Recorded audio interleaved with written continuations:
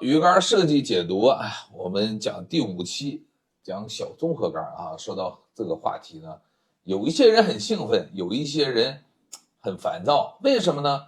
兴奋的人觉得说，我想要找到我的梦中情竿；烦恼的人是买了好几年的小综合了，并没有找到自己的梦中情竿。今天给你答案。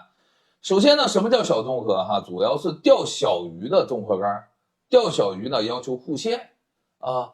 因为要用很小的线组，所以鱼竿要做的细，因为细才能护线。有人说不是轻叫小综合吗？轻了只是把综合竿的用了综合竿的粗细，只是少用了点碳布啊，所以它才会轻嘛。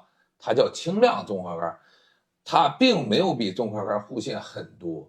好用的小综合的特点呢是细轻长尺寸不软。因为长尺寸你用不了鲫鱼竿，对吧？你要用小综合，一个鱼竿，尤其长尺寸的鱼竿，你想要不难用，就不能特别软。不软怎么做呢？要么做重，要么做粗。那既不重又不粗，这个鱼竿怎么做的不软呢？上高碳。那高碳成本就高，售价就贵，对吧？那有人说了，那我想要的是轻量综合竿，我不是想要小综合啊。轻量综合竿也比综合竿轻也不容易做硬，它也得上高碳，成本也高，售价也高。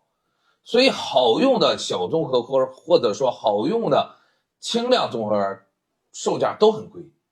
所以总结来说，都是几只硬度相同的鱼竿，越细越轻，成本越高；越重越粗，成本越低。所以我常跟大家建议，如果大家修眼镜的话，买一只普通的综合竿，或者买一只普通的里竿啊，像清酒典藏版这种的，成本和售价都没有那么高，除了稍微重一点，没有别的毛病啊。你又不打频率，你也不要求极致护线。你说有的人跟我讲，我用小综合去钓鲫鱼，我就都用1.0的子线了，那你买小综合干嘛？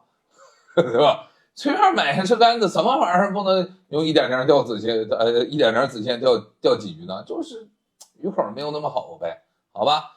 我们下期再见。